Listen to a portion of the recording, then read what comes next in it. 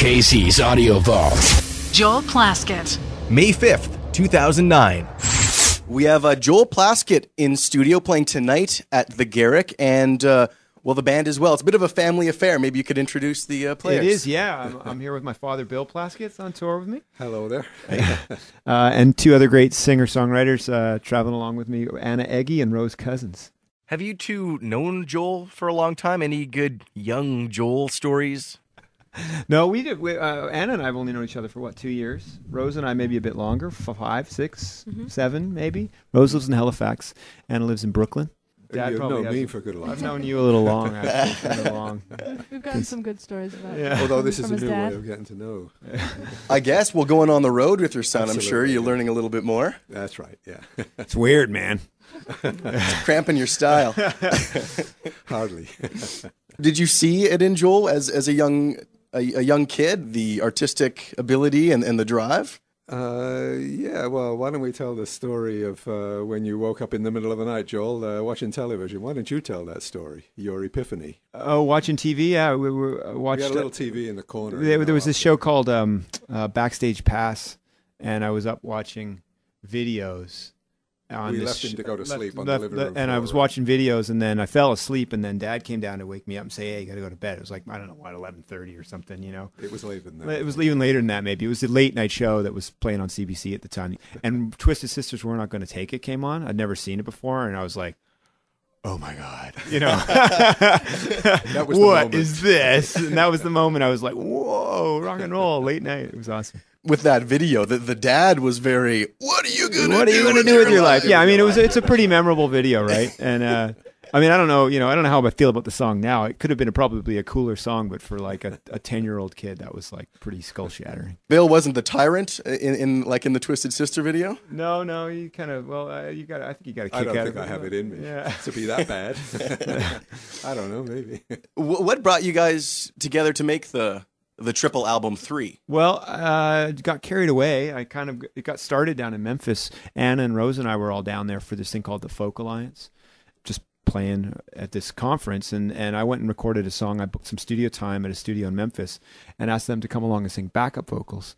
And had a really great time recording it. And then I just figured, well, this is how I want to do the whole record. So I set up a studio back home, and Anna came up from New York, and when everyone was around, we recorded a bunch of stuff. Dad was playing on it, and it just was I kind of tried to keep it casual yet organized, you know, and because it was so much material, it took a long time. It was about a 6 or 7 month recording project, kind of on and off through the summer and stuff. I'll never record a record in the summer again. It was hot, but it was fun. Let alone a triple. Exactly. Was it part of the fun just sequencing the album? Yeah, it was fun. It was a bit fatiguing after a while. It was so much to focus on for a long period of time. And there was a point where I was like, I don't know if this is any good or not. But kind of now that I've stepped back from it, I'm really happy with it. It's a lot of material, you know. And I feel like having Dad on it and having the gals singing on it has a kind of playful quality that. And numerous others. And numerous others. There's lots of other great players on it from out east. J.P. Cormier, really amazing fiddler, banjo player. Basically anything stringed, he can pick it up and play it on the first take, which he did. The Emergency, my band, plays on one track. They're not with us on this tour.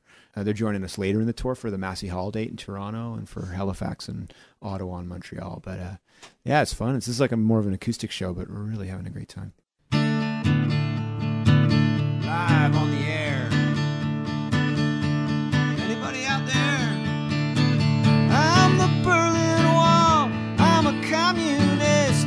You're a wrecking ball in a summer dress. You're the horizon line. I'm the last sunset. Might be going down, but I'm not set yet. I'm as white as a ghost, digging foolish gold. I will man my post, but I won't do what I'm told. Got a purple heart from a bloody war. I can't take it anymore. More. They say that good things come to those who wait. If you snooze and you lose, so don't hesitate. Out of sight, out of mind, out of luck, out of wine. Don't you say that I'm out of my freaking mind. I've been talking trash, but it ain't my fault. Every time I move, somebody's in my spot. They say that good things come to those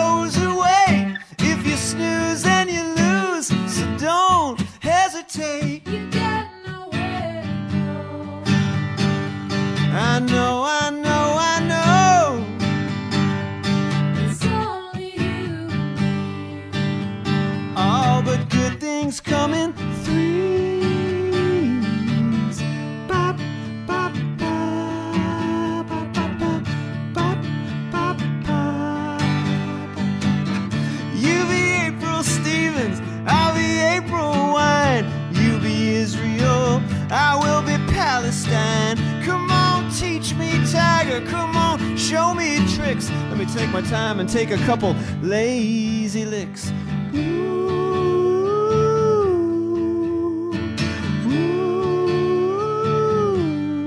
Lazy.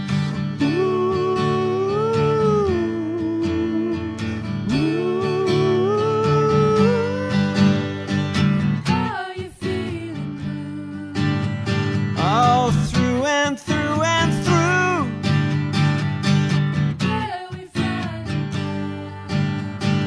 Around, around, around. All the dirty blondes playing blue-eyed soul. You won't hear our songs on your radio.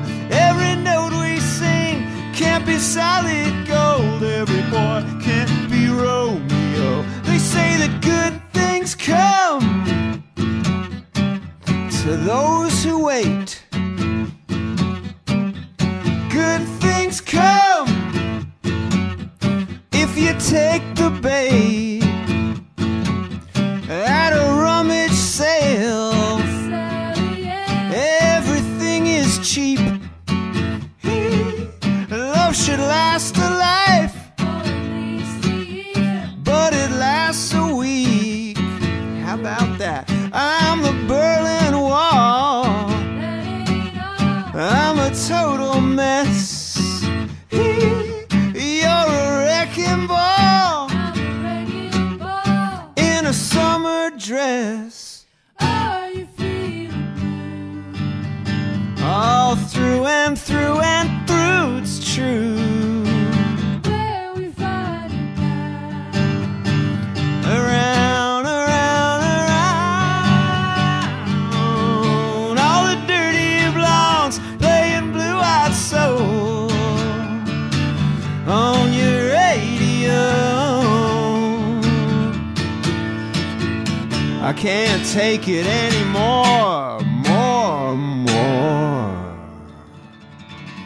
So did you start with a huge amassing of songs and then decided to work with the idea of 3 in mind? And I then was going to record 33 was the whole thing, and I recorded bed tracks for 33, and we recorded 30. There's a couple others that everybody played on. Stay, that song, I never made the record.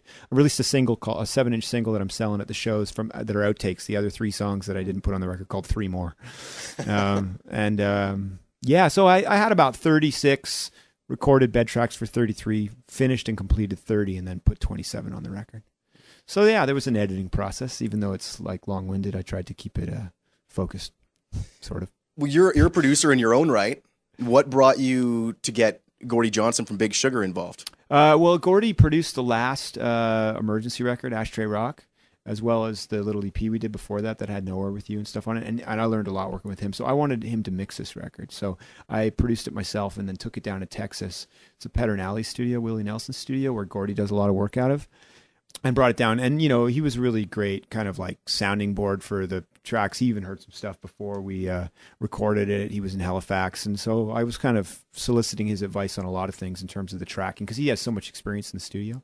But I did want to produce this record myself and have him mix it, because I just felt like with that much material, I'd rather have another set of ears on it at the end stage. And he knows what he's doing. So we get along pretty good. We argue now and then, but we get along. Last week we talked to the guys from the Respectables, the Montreal band, and they were singing the praises of Gordie, just how he's an amazing producer and he's incredible. Great to work with. Yeah, he is. He's got a great temperament, and he loves all kinds of music, and that's what was fun about this is, you know, there's a lot of variety on this record. And when I first met Gordie, you know, like I imagine a lot of people have him, you know, because he was in Big Sugar, I had him sort of pegged as like a rock and roll guy, and that was that. But when you start recording, when I started working with him and he was producing the records, I realized his depth of knowledge and the music that he loves goes a lot deeper than just, you know, kind of just associate him with straight up rock and roll. He loves folk music and blues and all sorts of stuff. So.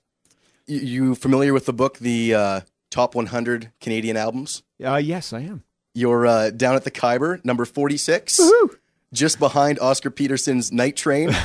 And ahead of Neil Young's Harvest Moon. What was your reaction when you saw that you beat Harvest Moon? Well, that's pretty cool. Yeah, I saw that. I have that book, and I'm really I was happy because we had the Down at the Khyber record made in there, and my previous band Thrush Hermit had a record that was in that book too. So yeah, I was just, it's a book and it's pretty highly subjective, but it's nice to be included among. I just saw Neil play in Halifax, and it was such an amazing show. It was really, really inspiring. I don't think Down at the Khyber is better than Harvest Moon, but well, maybe I do sometimes. But, Sometimes. Would you agree with that? The Harvest is number one, the best Canadian album of all time? I'd put Harvest up there, but I think I'd probably put Tonight's the Night. I prefer that if I'm with Neil's records. I love that one, or After the Gold Rush. Those are my two go-to Neil albums. Do you ever do covers? Have we done any covers on this tour? No, I've thrown in some song snippets, but the Emergency does covers now and then. I don't know. I'm trying to think if I've ever covered any Neil Young. The Hermit used to do Come On Baby, Let's Go Downtown. Nice. And did the song called Jump Back that the Small Faces did. I think it was maybe a Rufus Thomas song. Yeah, I've tracked a couple. Black Sheep Boy, we sang Black Sheep Boy. Yeah, that's right. By Tim Harden on a number of occasions. I did a Irma Thomas. Actually, there's two covers on my record. What am I talking about? I covered an Irma Thomas song, soul singer from New Orleans, called Wait, Wait, Wait. I was doing all these songs in threes, and that one fit the bill. She's like my favorite singer. And covered a song by a guy from Halifax named Matthew Grimson, a song called Drifter's Rouse. It's on my record as well. I've always thought the band's Stage Fright would be fantastic for you to do. I've sung Stage Fright at a tribute to the band one night. Yeah? Yeah, I tried to put on my best Rick Danko hat, pork pie hat or whatever he comes out with in the last waltz. I love his voice. I love the band. Yeah. Well, very much looking forward to your show tonight at the Garrick. Joel Plaskett and friends, thank you very much for coming in. Thanks for having us, guys. Thank you. Great. Here we go. Deny, deny, deny.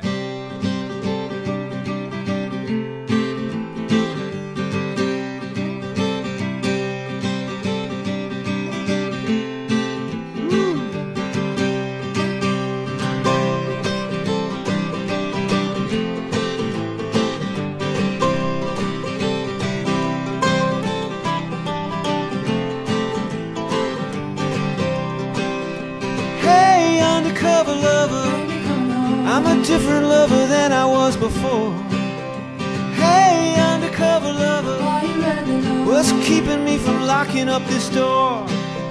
Hey, disappearing dreamer, hiding places I could never find.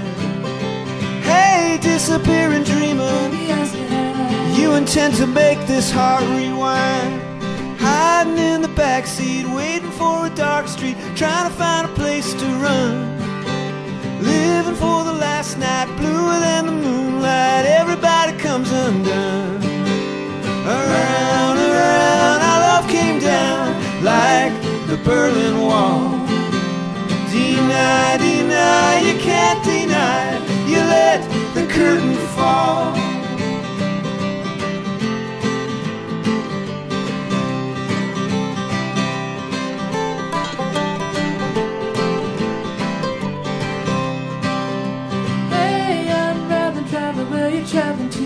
Is there somewhere else you wanna be? Hey, I'm driving when it's me and you. Why has everything gotta break in three?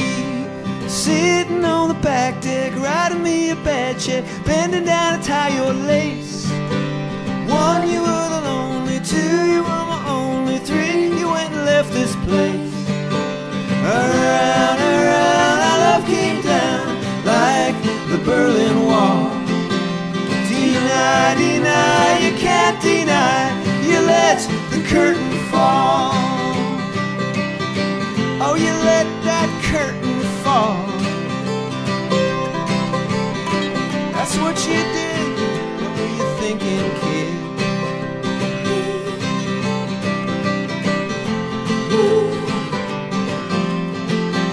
Deny, deny, you can't deny, you let the curtain fall. All the interviews you want on iTunes and at Power97.com. Casey's Audio Vault. Casey Norman is Power 97's music director and can be heard every weekday from 2 till 6 in Winnipeg, Manitoba, Canada. Power 97 is Winnipeg's best rock.